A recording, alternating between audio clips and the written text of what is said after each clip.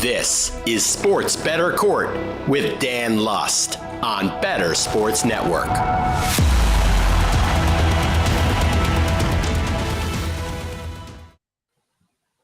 Welcome to the Sports Bettor Court. My name is Dan Lust. As you can see, we got our budget up here. It's Judge Lust.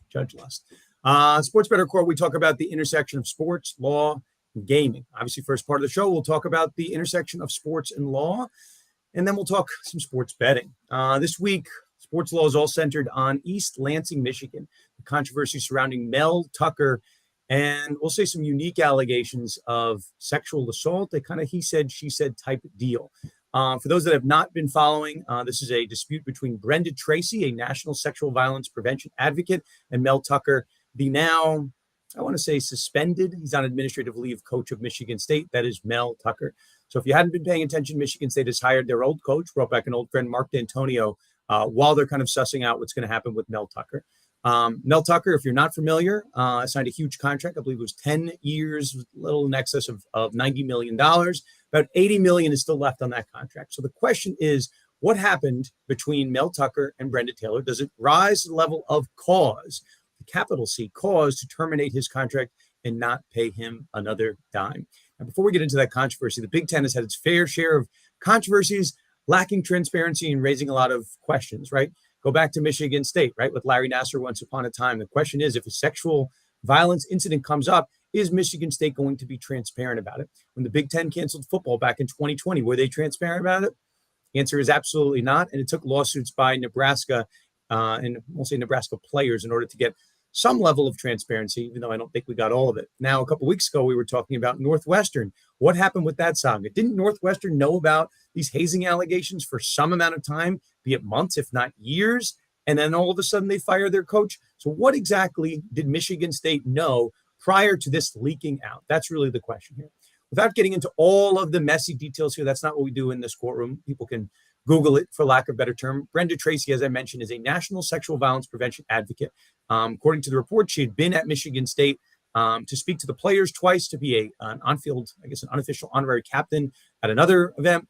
And there was some communication between Brenda Tracy and Mel Tucker. Now, some people are phrasing this, and as I said here, as some form of a he said, she said. Exactly what happened. It's not quite a he said, she said, because Mel Tucker is admitting to the underlying act here. Again, we don't get too much in the weeds here on our show, but this is a case of, we'll say, consensual or non-consensual phone intercourse. I think we can say that on our show. Mel Tucker has admitted to doing the act. Question is whether or not it was consensual. Now, on Lust for Law, we don't just tell you, don't just recap the news. We talk about the law here. The devil's in the details when it comes to Mel Tucker's contract. Now, an act, right, of moral turpitude, an act that results maybe in a crime, yes, that's certainly going to act as cause under most contracts. We don't know the specifics of Mel Tucker's contract at this point. And then there is an act, sometimes in these kind of, morals clauses, an act that causes great embarrassment to the university. That's going to be very relevant here. Again, we don't know the language that's in Mel Tucker's contract, but very different. An act that causes, embarrassment to the university can certainly be a consensual act. Question is who you believe here. Is it Mel Tucker or is it Brenda Tracy? We are going to find that out. It's a hearing that's scheduled for October 5th. The question is, and again, not to get too far into the weeds, this hearing is scheduled for October 5th. We are just finding out about this now. Mel Tucker was placed on leave going ready, basically in the season. So we talk a lot about, at least I talk about it in my world, in my kind of legal practice world, the transfer portal and NIL. Brenda Tracy lodged this complaint in December of 2022. There are some reports that an investigation was conducted and completed by July of 2023. So why is it taking until September of 2023 for Mel Tucker to be placed on leave and there to be put a hearing on the calendar? Maybe for the players' sake, they should have known this about ahead of time. Maybe us and the public, we should have known about it ahead of time. But what we're seeing, very similar to what we saw in Northwestern, the school reacting to the leak of information. They're not reacting to the initial investigation. They're not placing a player on leave pending, or a coach, pending the results of the investigation. They're not really doing anything until there is public outrage concerning a leak. Now, again, we've got to worry in the Big Ten about transparency. We might get it here as a result of this hearing, but we certainly weren't going to get it but for this leak. So pay very close attention to East Lansing and this question of player fairness. Will the Michigan State Spartans be able to transfer depending on the results of this hearing, depending on the results of this coach, Mel Tucker, if he's no longer with the university. We're really worried about player fairness. Again, we talk about Brenda Tracy, we talk about Mel Tucker, but the players are the ones that are harmed here with the inability to transfer mid-year, and maybe their playing time impacted by a new coach bringing in potentially a new system. That has been Lust for Law, and that is our world of sports and law. Now we head to the gridiron of sports betting. A great show for you guys today. Some incredible litigants when we come back. Oh boy, we got a big one. We got a big card here. We got let's go. We got a super rookie. Ooh. Do you guys want to guess who the big card super rookie is? Because I'm going to guess exciting. somebody from the Dallas Cowboys, but I don't recall who were rookies in those particular years. So I'm going to guess Michael Irvin. Adam? Jared kind of convinced me to go Troy Aikman there. I'm going to read the description. In this player's NFL debut, September 10th, 1989, he produced an electrifying 68-yard punt return for a touchdown. Sanders. He became the first athlete in the 20th century to hit a home run, September 5th, 1989, for the Yankees at Seattle, and score a touchdown in the same week. That needs a sleeve. That one needs a sleeve. Top 100%. super rookie, neon, prime time, Deion Sanders. I wasn't that far off. He played for the Cowboys. I was going to say Deion, and then when you said the early 90s Cowboys, I'm like, oh, Aikman would be a good guess. So I go with your gut is the lesson there. And there it is, the white and red Falcon jerseys that you said Deion came in with before they changed to black. That was because the starting lineup for Deion his rookie year has got the red helmet with the white jersey. Now look at that do. I mean, are you kidding me with that hair? I mean, you got to have a headband with those curls. You got to. That is sick. And this is a favorite card. Do we have any value on this card? We have to, right? Let me see. Give me a value here. Let's see here on eBay. PSA 10 gem mint Deion Sanders, $149.99. And then a 9.5 is $6. So that guy might be a little bit. Then there's a much more reasonably listed one at $31 for a PSA 10. So it's got some value to it. Yeah, you might want to protect that one. It's in excellent condition. I guess we have to worry about, is it centered? Yes, that would be the next thing. All right, well, we'll go through the process there. Maybe I'll just frame that one as a great moment in this show's history.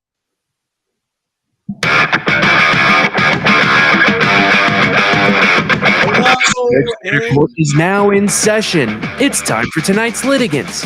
First, Can't Miss Mitch. Can't Miss Mitch provides value index algos outputs on each game to help you thrive in office pools and betting. Become a member on the Bet the Algo Patreon page. Catch Mitch on social media at Bet the Algo. Next, Ed Arzooman, aka Big Zoo, producer at WFAN. Follow on Twitter at ZooBeard77. All rise for the Honorable Judge Dan Lust.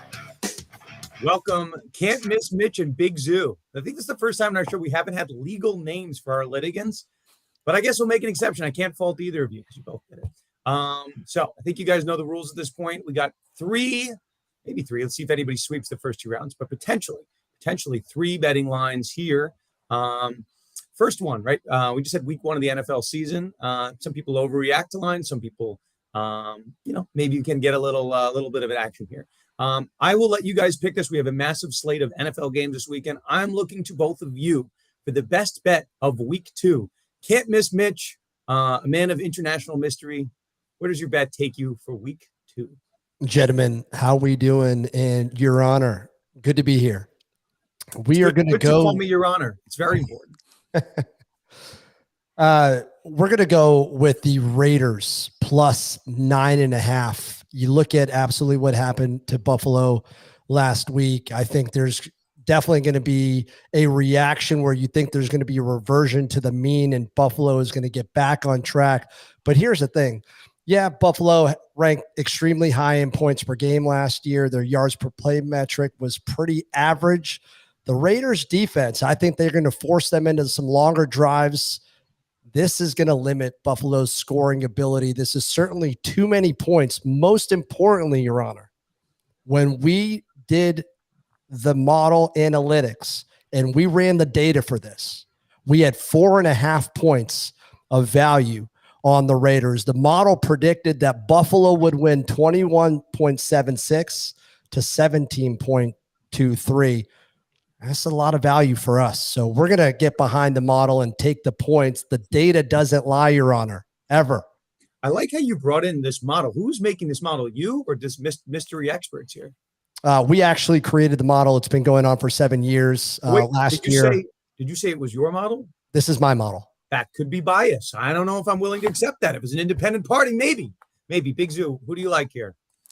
In this game right here, guys, and Your Honor, thank you for having me as a part of this today. Good manners. Very good manners. In terms of the Buffalo game, I do have to be honest. I side with Mitch there because I'm not buying the Bills. I think there's a lot going on there. I think there's some issues that are going to start to rear their ugly heads as the season continues. And I think Josh Allen is completely off. Zoo, let me stop you. The point of this is to beat Mitch, to pound him into submission. Don't agree with him. His pick sucks. Your pick's about to be much better. Don't forget the rules here. This is what I'm saying, Your Honor, because I don't want to touch that game, because I believe the best bet on the board this weekend is the Arizona Cardinals getting 5.5 points right now versus the New York Giants, who, I mean, that is a team that is in complete disarray. They have injuries to potentially losing Andrew Thomas on an offensive line that is already pathetic beyond belief, going up against a Cardinals defense that came out last week against Washington and got, I believe, 6 sacks. Taking the doors off of this Giants offensive line on Sunday is what I see from Arizona.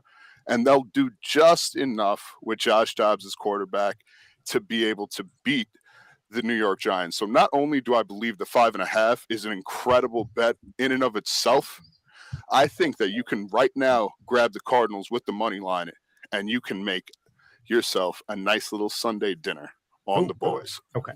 So let's talk some actual numbers here. Again, unbiased numbers, Mitch, no offense, but we got to talk unbiased numbers.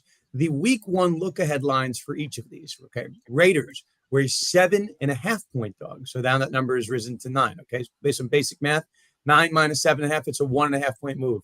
You guys are going to like this. Cardinals, once upon a time, week 1. We're a 4 point dog. So we have equal 1.5 point line move. So I can just assess who has better value here. I'll say this. Do I think the Bills probably should have won that game? They played a good Jets team. I don't know. We'll see. We'll talk about it later in the show if we get to round 3 about Jets lines. I don't think the Giants are quite a team that's going to lose many 40-0 games. Very similar team to last year. Basic construction, same coach, same quarterback, a lot of the same weapons. I was surprised that line only moved to 1.5, and that makes me very, very suspicious. Okay, Mitch, I'm going to go back to you here.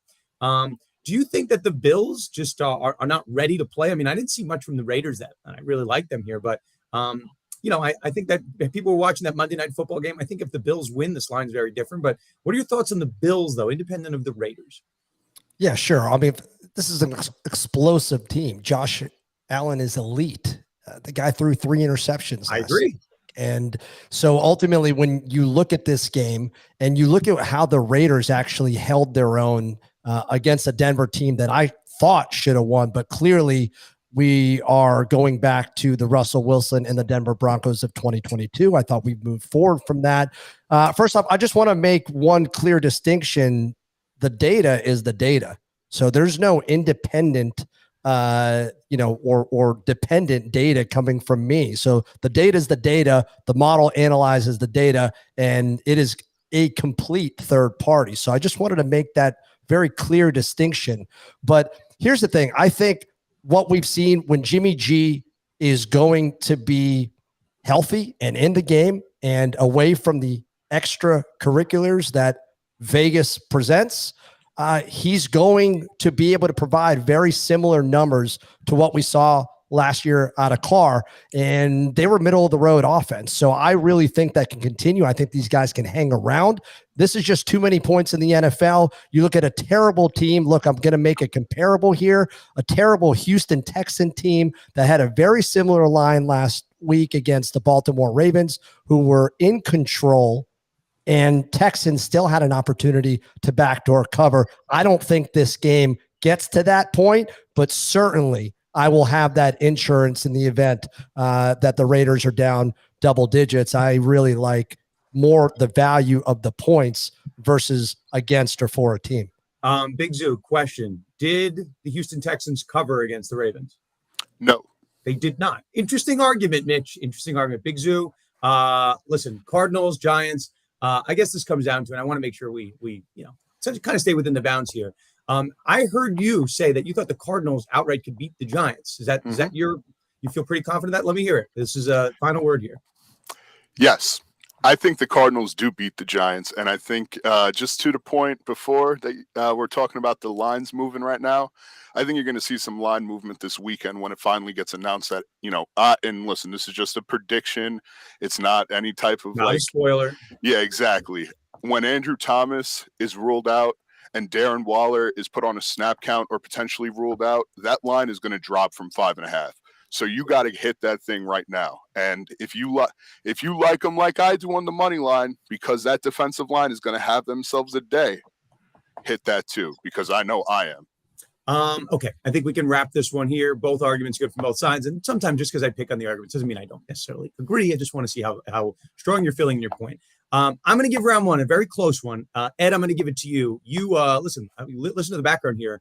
Ed, you're a producer at WFAN. You know the Giants. This is your home turf here, and you're betting against your team, thinking that the Cardinals entering the season as the worst team in the NFL with a 4.5 win total versus the Giants. I think they were 7.5. You're thinking of an outright win. So I'll give you points for the confidence. I'm not sure I'm betting either of these games, but I'll take the confidence. And Mitch, I was someone that lost money on that Baltimore Ravens game. So you brought up nightmares in my past, my heart palpitations. Okay, hang here. Round one goes to Mitch. We are in the midst of fantasy season and DFS season. Start a 7-day free trial of Fantasy Alarm's All-Pro subscription, which includes week 2 DFS content and picks for free. Go to fantasyalarm.com/NFL. Okay, case number 2. Listen, we have 3 rounds here. It's best 2 out of 3, so can't miss, Mitch. You might have missed on the first one, but you might hit on the second one. We never know. That's why we play best 2 out of 3 here. Again, overreactions, underreactions. I'm looking at the board for QBs to lead the NFL in passing touchdowns.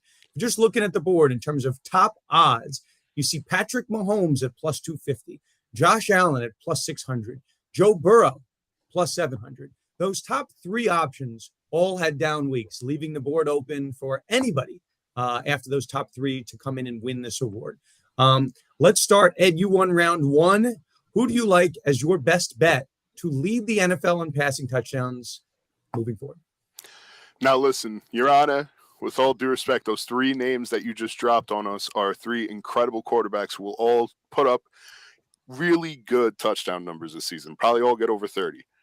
But there's one guy that you did not mention who is severely undervalued in an offense that is going to have to do a lot of work if they're going to win the division that I think most people believe that they're going to. And that's the Jacksonville Jaguars quarterback, one Mr. Trevor Lawrence, who currently is valued at $3,500, plus $3,500. And I mean, I'm all over it. I've been all over Trevor Lawrence leading touchdown passes this entire offseason. I buy into Calvin Ridley. I buy into Christian Kirk. I think they have an incredible offense and it's such a bad defense that they're going to have to score. They're going to have to go out and they're going to have to put up numbers. So you're going to see Trevor Lawrence getting multiple touchdowns a game, and he's going to have big weeks like this one coming up here against Kansas City, because I think this is probably the turning point where people start to view Trevor Lawrence in a different eye. And just looking at the guys that we mentioned, Patrick Mahomes. Well, I love Pat Mahomes, Ed, but hold there for a second. I like the pick on Lawrence. Let's give Mitch the floor here, and let's see who he's got before we trash the other picks. Well, first off, I got to go with my boy Mahomes. I had a feeling this is where this was going here. Go ahead. I think it's cute, taking a plus 3,500 and taking a flyer. We're looking at sure things. And when I'm looking at sure things, the Kansas City Chiefs, they've got the 4th or 5th hardest NFL schedule. You talk about tight games, Jacksonville not having potential defense, so they're always going to be in the game. Kansas City is going to be playing some very difficult teams. They've got a tough road ahead of them with the best quarterback proven year over year, period. And so when I think about how Kansas City Chiefs, where they where are they going to be in game time situations? They're actually going to be in the game, and Mahomes is going to have the ball late. I'm going to take the plus 330 money, and I'm going to feel very good about it. I think the current odds are plus 250, but it's right in that ballpark. Okay, so Ed, this is where, and I love these dichotomy.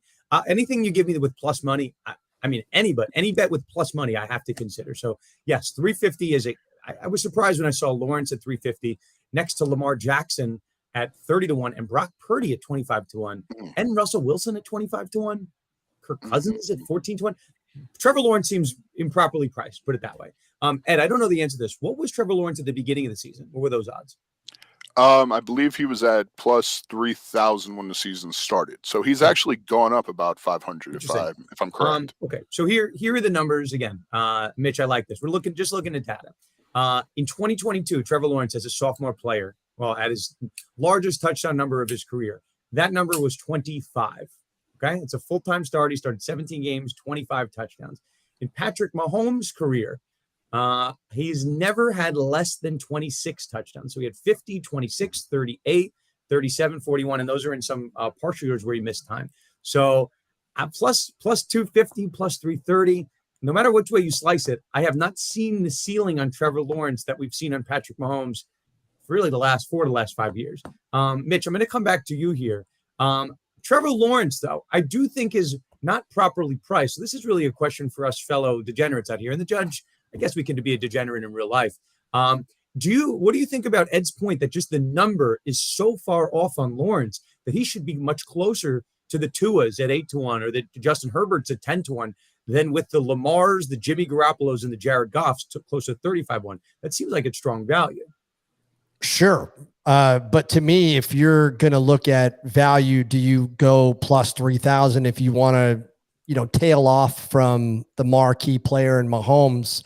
Look at Tua, but odds are that he stays healthy. I mean, I don't like Tua. I don't like Tua, for the record. I've been very clear on this. Yeah, I said he'd be out of the league in 2 years, but we're talking about value. So if you want to move away and deviate from that, but look, plus 3,000 is a big number. I don't see it. I really don't. I think there's other plays out there. Dak plus 3,000. I'd rather have my money on Dak Prescott than Trevor Lawrence at plus 3,000. Just saying, or Joe Burrow, or Joe. Burrow. I don't mind it. Okay, Ed, let's go back. We'll play a little devil's advocate here. I'm looking at the board, and I cut you off before you were about to talk some smack about Mahomes, Allen, and Burrow, so we can keep it isolated to Mahomes here. Mahomes at plus 250 is a guy, mind you, that led the NFL in touchdowns last year. 41 touchdowns, 12 picks. And he's done it twice in his career, 50 touchdowns back in 2018. What is to say that Mahomes is not going to lead the NFL in touchdowns again? No, I mean, listen, it's a logical bet. I mean, Patrick Mahomes does his thing every single year. He is the greatest quarterback of this generation and his generation. But that Kansas City Chiefs team just has too many unreliable pass catchers from what I saw on opening night. And I don't think that can necessarily be fixed very easily. And I think he's going to miss out on a lot of opportunities to have those 4 touchdown games that he has had so frequently throughout his career because of the guys that have been able to help him out, whether it be Tyreek Hill or Sammy Watkins or missing Kelsey for a game or two here and there. It's going to add up. And Kadarius Toney is going to continue to become one of the public enemy number ones in Kansas City. I'll tell you that, because he is not somebody that's reliable and not somebody I trust. And when I look at the Chiefs receivers right now, that's all I see is a bunch of unproven, untrustworthy guys who are going to potentially cost Mahomes a couple of touchdowns here and there. Okay, I'm ready to render my verdict here. Ed, I think you're falling victim here. Small sample size. Every year we come in and we say, let's just wait for Mahomes to have a bad game or two, and then you bet him to win MVP, which he's done. He did it last year. We had one bad week, right? He didn't have Kelsey for that first game. I think reports are that Kelsey is supposed to be back this week. But last year, if you can lead the NFL in touchdowns after losing your top weapon, I don't think we can bet against Patty Mahomes. So plus 250, plus 330. I think 1 week in, I'm certainly not ready to bet against the King. I do like, again, another tough round. I do like Trevor Lawrence's odds at 35-1. He's never had a guy, speaking of top weapons, he's never had a guy like Calvin Ridley. But at plus money with Pat Mahomes, I don't think you can bet against it. Can't miss Mitch. You did not Mitch this round, or you didn't miss this round, or Mitch it. I think either of those works. We'll give you round 2. And yeah, we will see you back for round 3 when we come back.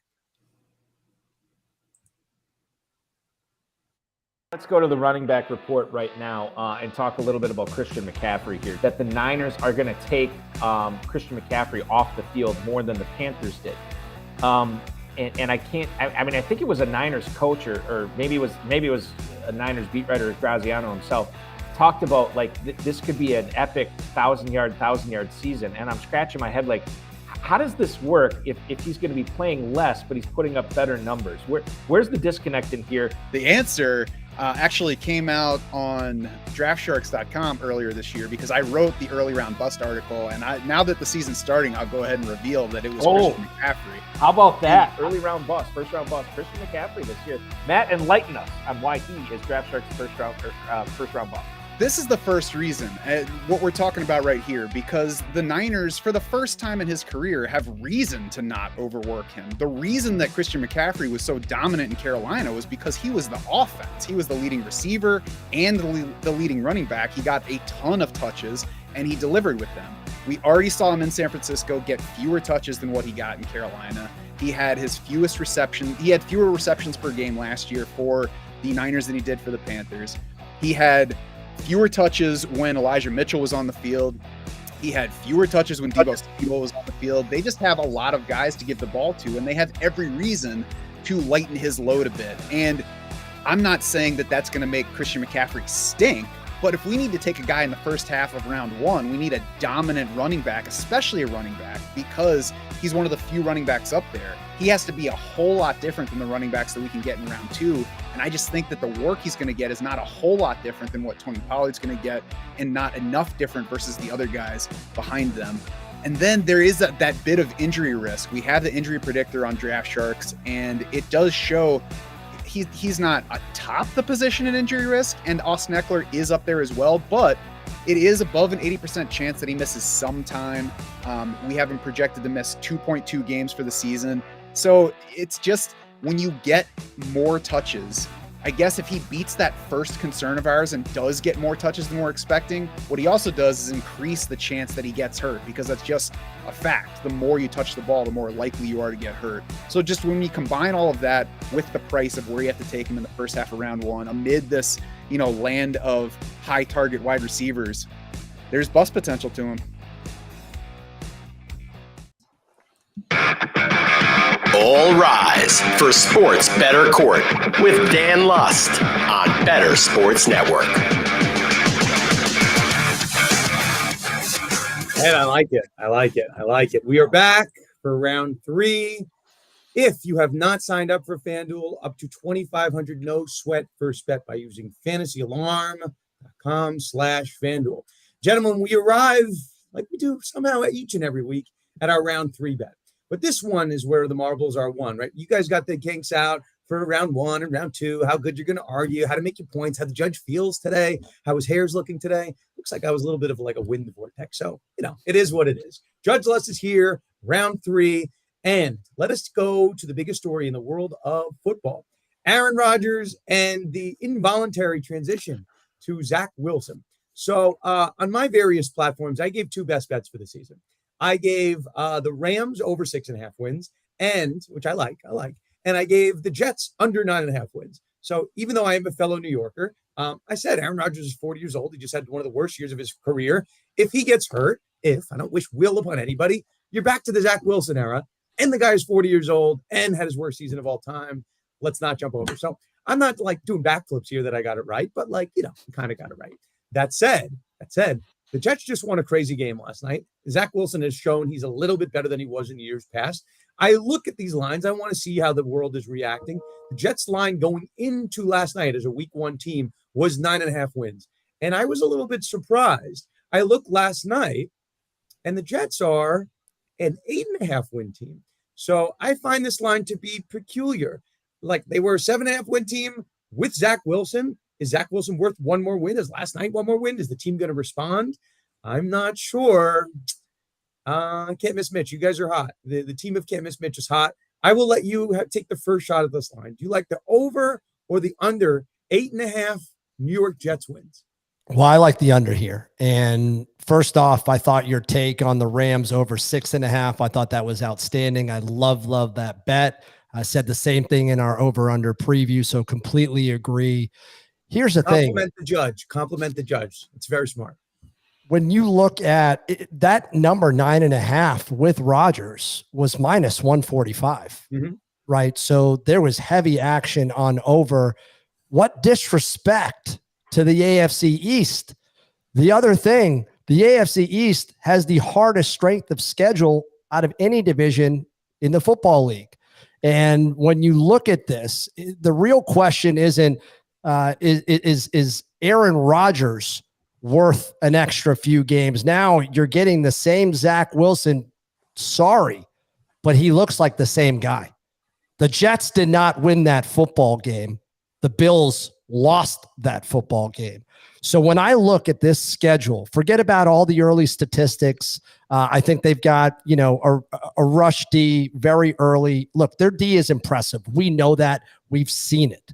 The question is on offense, and that's what killed them last year. And on offense, we haven't changed any of that. Okay, he's got more weapons, but I saw some very questionable throws that he made. One got picked off by Milano, and I look like triple coverage. I think anybody, Judge, Ed, myself, my dogs, we would have caught that ball. They gave it to us. So I think Zach Wilson will continue to make mistakes late. When you look at the division foes, I don't think that they win another division game. I really don't. I think New England now is superior without Aaron Rodgers. So I think it's going to be very, very difficult. And then you look at the end of that schedule and some of the away matches. I mean, they look very difficult. Denver, Dallas on the road, and Denver doesn't look that good. And I think Denver beats them. Let's hold here. We don't need to go through the whole schedule. Ed. So you have the privilege of going second. So you're involuntarily put into the over position here. Are you buying the Jets, or did we just force that on you? I am buying the Jets, and call me a little bit cautiously optimistic about what this team can achieve based off of. Very important. Are you a Jets fan or Giants fan? Because I assumed you were a Giants fan before, and I might have done the same. You did assume incorrectly, but it's okay. I wasn't gonna correct you. That was a smart move. Okay, go ahead, Jets. And now, to be fair, this could be a little bit biased, but I don't believe it is, because I like to look at everything with my awful teams that I root for in my life very pragmatically. So when I look at this Jets team, what I see is an incredible defense. I see a terrible quarterback. I see 2 top 10 running backs in the National Football League and an offensive line that's not very good in pass protection, but has the potential and has shown you that they can be elite in the run game. Wait, can I just stop you? You said something crazy. The judge has to stop you. 2 top 10 running backs? Who are the 2? I gather one is Breece Hall. You think Dalvin Cook is a top 10 running back? I think if he can get it, once he gets himself back to going, yeah, absolutely. Once he gets himself back to going, okay. I'm a Dalvin guy, but it's been a couple years. Bias might have been showing on that one. I probably would have figured it out. Okay, let's see here on Zach Wilson. And here's the real question, right? They're a 7.5 win team. You're basically saying the over was trending, as Mitch, you pointed out. It was trending towards a 10-win team. And yes, Aaron Rodgers is a guy that won back-to-back MVPs 2 of the last 3 years. I don't know. Could he add 2 wins? Sure. Zach Wilson, we have a very small sample size. We forgot to talk about one thing. Mitch, I'm going to give it back to you on this. Yes, we can talk about interceptions and completion percentages. There was a touchdown caught by Garrett Wilson that should not have been a touchdown. It should have been an interception. So those numbers are a little bit deceiving. So, Mitch, I'm leaning towards you. I'm not sure how this line only ended up at 8.5, unless, and this is the point I need you to respond to, unless you think that the Jets defense is that much better than it was last year in a team that won, right, 7 games. Maybe it is. Maybe I'm not sure. Mitch, do you think that the defense is that much better to carry them and lift them to an extra win? The defense is exactly the same. And what you hope that the offense doesn't put them in as bad of positions to do what they do. And with Zach Wilson, I just can't get behind that offense, putting them in better positions than they did last year. And I'm going to give you the last word here. You're the Jets fan. Do you think that the Jets defense is that much better? People are talking about Will McDonald like he's the second coming. Is he? I have no idea. I mean, Sauce year 2. The defense looked pretty good last night. 3 picks. Granted, it's Josh Allen, but it made Josh Allen look terrible, which the Jets, Josh Allen's one of the top quarterbacks in the league. We just talked about this list, but he was supposed to lead the NFL in touchdowns. I might be buying that the Jets defense is a tier above where it was last year. I might buy it. I think that the defensive line of this team is, I mean, without a doubt, Super Bowl caliber. I mean, it might not be the best in football, but it's at least one of the top two. And then you look at everything that they did last season. We talk about how good they were last season. Look at how many takeaways they had. They had about 14, and they had 2 in, I believe, the last 8 games. So you talk about them being this great, productive defense last year. They weren't necessarily that. They get that uptick of turnovers from 29th in the league up to being in the top 15, top 10, which is where it has to be with the way that they talk about themselves, being the 85 Bears, which I do believe they have potential to be. Not that, but a really great defense. And that's why I think that overhits. This team has the potential to be better and get a lot better than it was last year. And the defense is supremely part of that. 7 wins with them not getting pretty much any type of turnovers. I mean, you tell me they get it up into the 30s, potentially 20s. This team is going to be able to not only compete for a playoff spot, but probably be able to get in, especially behind a great run game. Okay. This was the best bet. This is the tiebreaker. It is 1-1. I've listened to all the arguments. Take everything under consideration. I took into consideration, Ed, the fact that you, it's actually called like nonfeasance. You just didn't tell me that I was wrong. And I've talked looking at Mitch, who has a wall of trophies behind him. The guy must know what he's talking about. Are you in a basement right now, Ed? Are you in a cave? No, I'm in. There's no light in well, I'm in my cave. I have it nice and blocked off over here. So I only have my one little. What is this called? The circular light. The thing. ring light. The ring light. Relevant analysis. The judge needs to know some additional extraneous factors. I listen as a New Yorker. I listen to WFAN, your employer over there. I listen to a lot of radio stations. I remember very well. And I should ask you, Mitch, where are you from? Are you a New Yorker? You know what? Originally born in Brooklyn, but grew up in Boston. Grew up in Boston. Huge Patriot homer. Okay.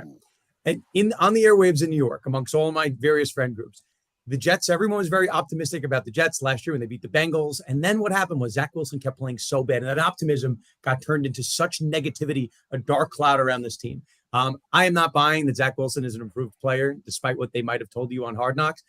I think Zach Wilson's the same guy that he's been in year 1, took a step back in year 2. Year 3, I'm not buying it. So as much as I was ready to slam the under of 9.5 with an Aaron Rodgers, New York Jets, I'm not sure why this line is 8.5. I'm going under. Ed, I know you couldn't say that about your own team, so take no fault in it. Mitch, I'm going with you. You win 2-1, and the best bet. If I can find this line on a very legal gambling platform, which I have not been able to thus far. Well, listen, we don't condone offshore betting, but if I can find it, the judge is going to ride with it.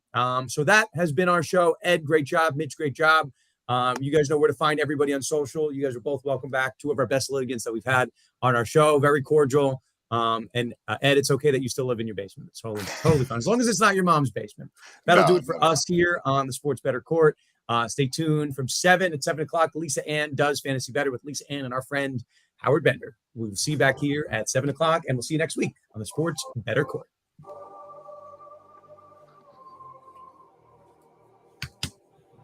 Sports Bettor Court is now in recess. Join us next week, Wednesday at 6 p.m., where we weigh the odds and settle the score with the Honorable Judge Dan Lust.